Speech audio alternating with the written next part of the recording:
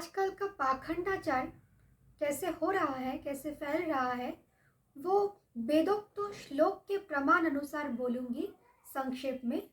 ध्यानपूर्वक सुनना। जयते तपस्तप्यते बहुनि वर्ष सहस्रानंत देवस्य तद्भवति यो वा एतदक्षरं गार्गी अविदित्वा हस्मा लोकात् प्रैति सकृपनो हथ।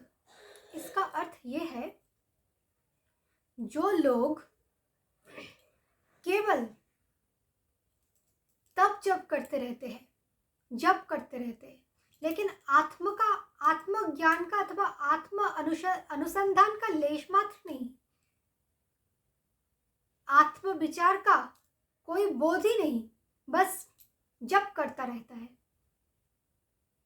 तो उसका वो जो श्रम है वो वृथा है, कृपण है, वो बहुत दिन है, अभागा है, क्योंकि वो अनिच्छाकृत जप कर रहा है।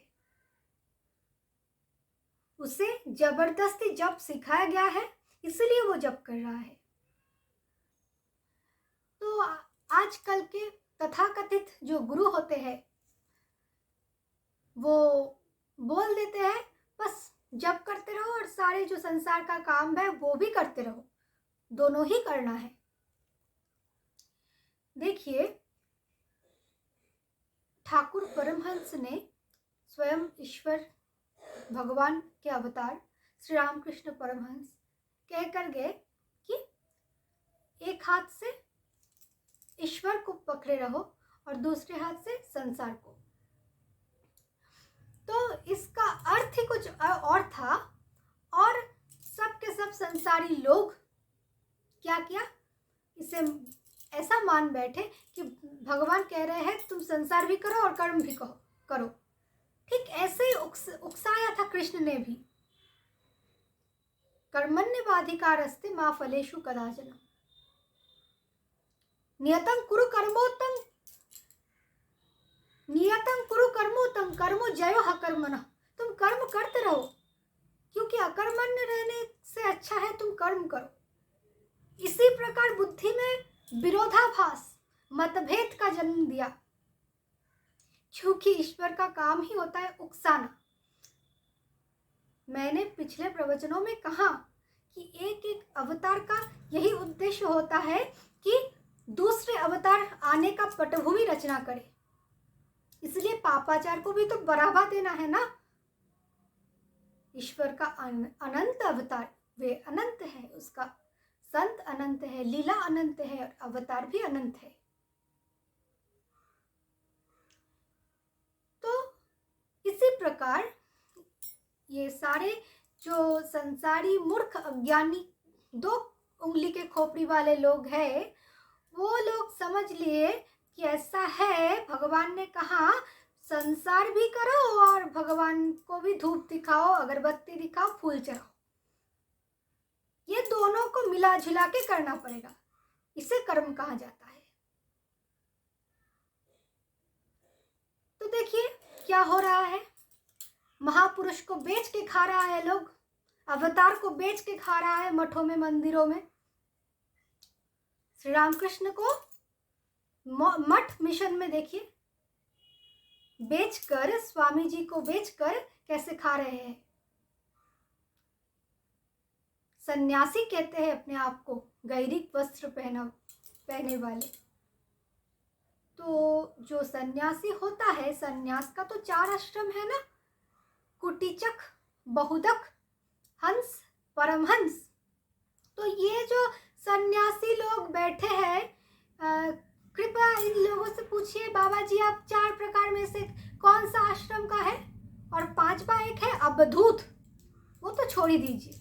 ये 4 जो है सन्यास आश्रम में, इनमें से आप कौन है ना। आप बाजार में बाकी रहने वाले जो होता है खाद्य वस्तु जो पड़ा हुआ है, मिट्टी में पड़े हुए हैं, उसे मतलब लेकर खाते हैं, भोजन करते हैं ना। आप माधुकरी करते हैं, आप संसारी अज्ञानियों को और भी अज्ञान में धकेल देते हैं, क्योंकि अज्ञानी को तो उल्लू बनाना आसान है ना, ज्ञानी को नहीं। तो इसलिए